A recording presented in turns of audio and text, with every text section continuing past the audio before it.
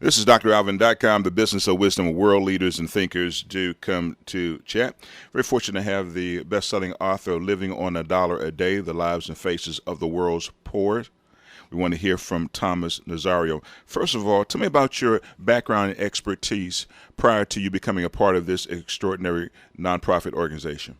Well, I did a lot of traveling for the United Nations and various NGOs around the world. I'm also, a law professor in San Francisco. My expertise is children's law, and I've been a consultant on many projects which require me to go into a variety of countries and really examine the status of children in those countries and make reports as to what I find. That's all based on the International Convention on the Rights of the Child that went into effect in 1989. And I've been doing some work along those lines ever since. But more recently, I put together a foundation called the Forgotten International, which is essentially a foundation that seeks to draw some attention to the world's people that live in extreme poverty. Just so your listeners know, that really amounts to about 1/6 of the world's population. 1.2 billion people live on less than $1 a day all around the world. And most of the time those individuals are forgotten. We walk by them. We don't think about them. We don't feel they produce much. And we have busy lives, and they go unnoticed. And so I've always been troubled about all of the time and attention we put into celebrities and rich people and so on and so forth, but not enough time into brothers and sisters who live on absolutely nothing and often suffer so much. Tell me about your relationship with the Dalai Lama. Well, some years ago I did a report on the treatment of Tibetan children in China.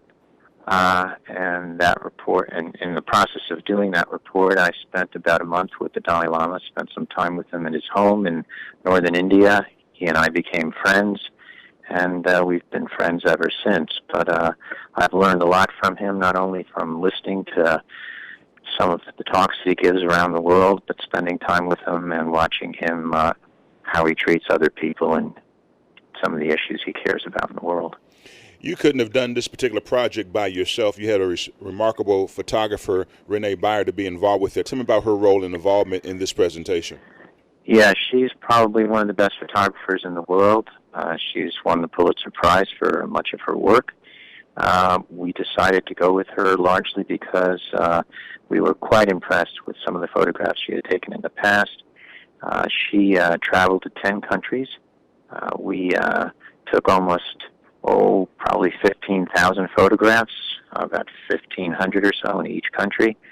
And we whittled those down to about, I think there's probably about 220 photographs that appear in the book. And these photographs, along with these profiles that I wrote about these people that we met, tell their stories.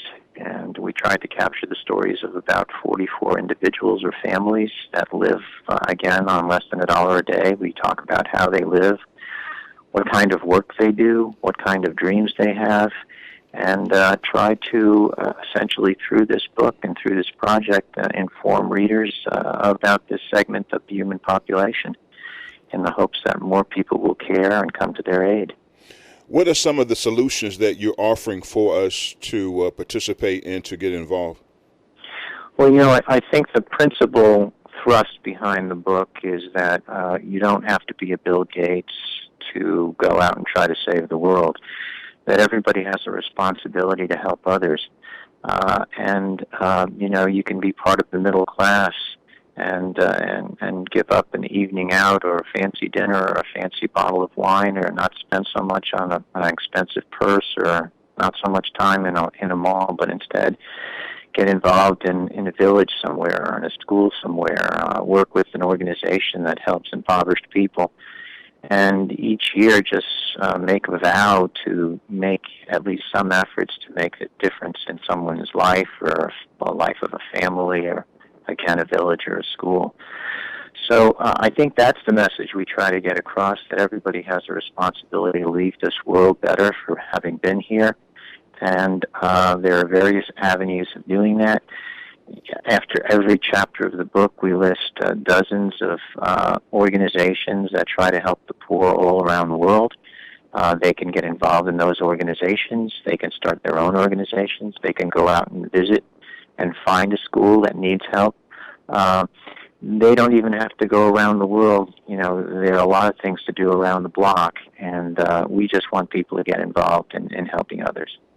Well, we appreciate you putting together this extraordinary book with Renee, and also we enjoyed the foreword by the Dalai Lama. We're talking about living on $1 a day, the lives and faces of the world's poor. This particular chat will be featured at dralvin.com.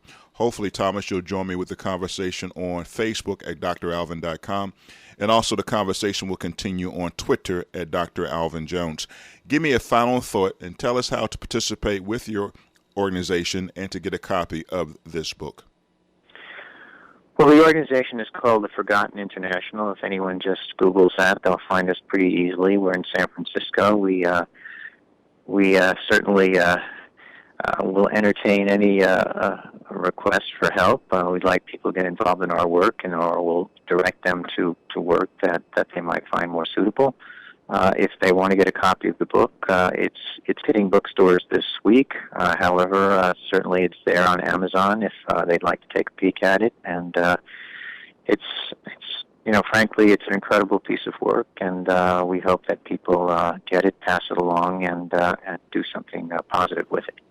Well, thank you so very much to you and Renee for the great work you've been doing over the years to make a difference, and may this be your best day ever, okay?